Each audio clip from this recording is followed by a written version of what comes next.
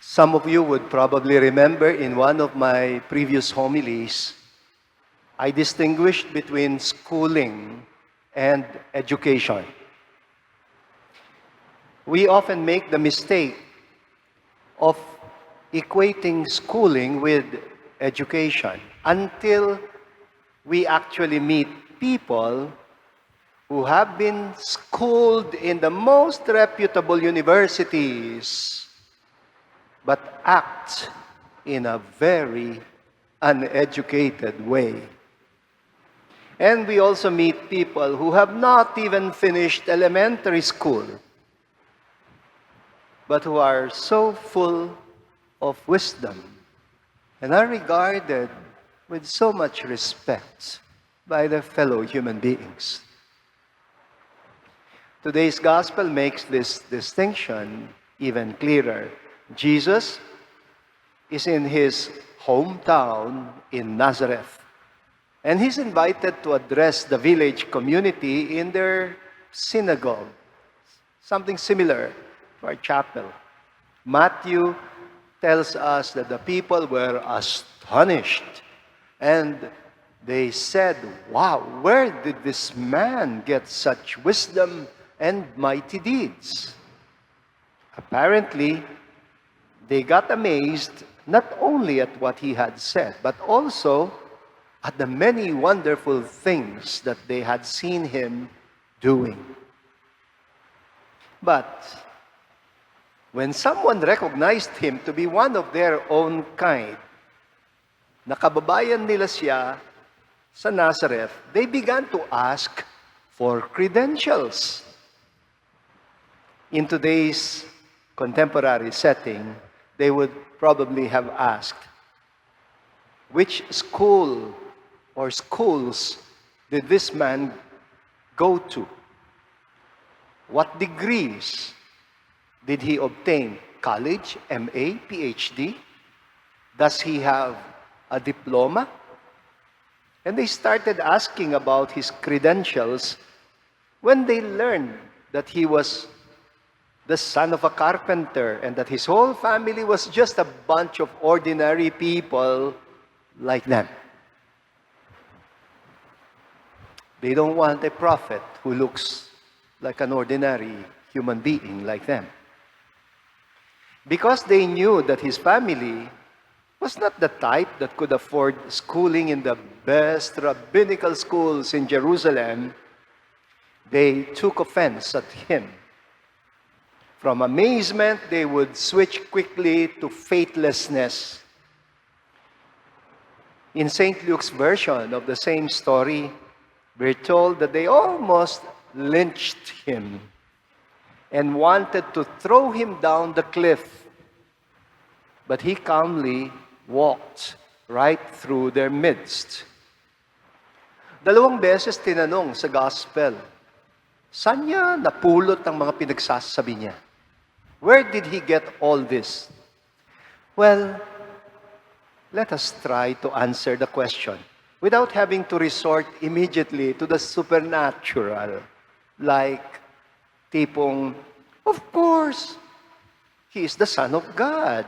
How can he not be full of wisdom? Come on.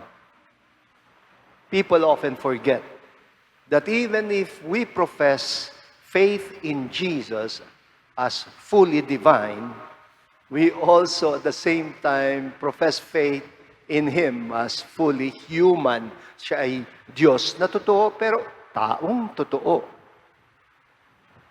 And like ordinary human beings, He also had to undergo some education and formation by fellow human beings. Unfortunately, we know very little about the so-called private life of Jesus from the Gospels. When he is introduced by the Gospel writers in his public ministry, like St. Mark, he is already 30 years old. I wrote about the private life of Jesus in the introductory chapter of my book, Yeshua, Son of Man, just in case you might be interested. In summary, I pointed out in that introduction that St. Luke is giving us a hint where Jesus could have picked up his education. Of course, you might say it's very obvious that the most important school for Jesus was his family, his home in Nazareth. But in addition to the values that he got from his family, saan niya napulot yung alam niya tungkol sa banal na kasulatan? Because when he quotes the Jewish scriptures, he seems to be very knowledgeable. Alam nga naman, wala siyang pinag-aralan and then he could, just quote the scriptures left and right. Well, ito yung hint in the Gospel of Luke. Luke chapter 2, verse 41. Every year, his parents went to Jerusalem for the feast of the Passover. And by the way, Passover is one of the feasts described in our first reading from the book of Leviticus today. Take note, ang sabi ni St. Luke, every year. Hindi pa minsan-minsan. Taon-taon.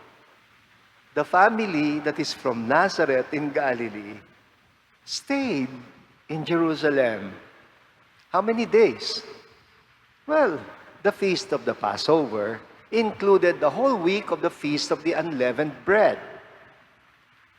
It is a minimum of 8 days. 8 days in a year. Idagdag mo pa yung the trip coming from and going back to Nazareth. Another 2 days. 10 days in all. And I'm sure they probably stayed even much longer because that was the case with many pilgrims. The question is, kung taga Nazareth sila, taga Barrio, taga Galilee, saan sila mag-i-stay? Sa probinsya ng Judea, sa siyudad ng Jerusalem. Where? Each year, and the hotels in Jerusalem are very expensive. They are usually reserved for the pilgrims coming from the diaspora. My answer to that is, where? Where would they stay in Judea? Well, where Mama Mary felt most comfortable staying. Oh, natatandaan niyo na. Remember the story of the visitation. Where did she stay when she went to Judea? In the house of Zechariah to visit her cousin, Elizabeth, and stay with her for 3 months. Mas matagal pa. 3 months. It means close sila talaga. Luke is the one who insinuates how Jesus supplemented the little schooling that Jesus was getting from Nazareth, his hometown. Ang school doon ay yun lamang synagogue, the rabbi. And since he and John, the Baptist, were born only 3 months apart, matanda lang ng 3 months si John, according to St. Luke. Well, and their parents were also close to each other. I imagine how John the Baptist must have influenced his younger cousin because every year they were together. I think they grew up together. I think they became the best of friends. And I think they influenced one another somehow. And please do not forget, John the Baptist was the only son of a priest, and his mother belonged to the priestly family of Aaron. Mga tipong elite during those times. So John the Baptist must have received the best kind of schooling in Jerusalem in order to prepare him to become a temple priest. And St. Luke also tells us, parang masyado nainganyo si Jesus sa Jerusalem. He seems to have fallen in love with what he was learning about the scriptures. Aba, minsan, isang beses, nagpaiwan ba naman siya? He stayed behind in Jerusalem, and his parents were looking for him for 3 days. This is a good clue, a hint. And so I have a feeling that when John the Baptist became an adult, he developed enough wisdom to discern his own calling in life. Instead of becoming a priest, he became a very radical prophet. Very much like the prophet Amos, Isaiah, Micah, Jeremiah, an angry prophet denouncing injustice. And despite all his love for his father, the priest Zechariah, he did not feel inclined to become a priest because he became more and more aware of the corruption of the temple institution. You remember that time nung nagwala si Jesus in the courtyard of the temple because he saw the corruption? I see the influence of John the Baptist there. I have a feeling that this great prophet was the one who had personally mentored Jesus and formed his cousin into the wise prophet that he would also become. A prophet and more. You can read the rest of it in the book. St. Luke says in the concluding verse of his story about the childhood of Jesus, and by the way, dalawa lang ang merong stories about the child Jesus, si Matthew at Luke. You have nothing in John and nothing in Mark. In Luke 2:52, we read, "And Jesus grew up in wisdom and age and favor before God and fellow human beings." You know, some people advance only in age but not in wisdom. And even with the best schooling, some people do not really get educated or formed into good human beings. Some spend all their life finding favor before fellow human beings, but not before God. Well, mga kapatid, this is a good reminder. Of course, send your children to the best schools if you can.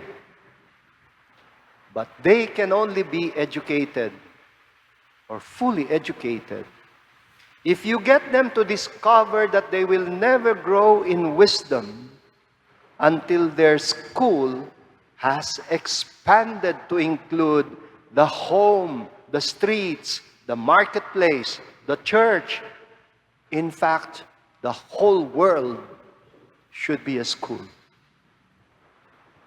Tignan ninyo, mula nung nagpandemya, your children have stopped going to school. But that has not prevented them from carrying on with their education. And I hope, now that you're educating them at home, they are learning more than what they might be learning at school.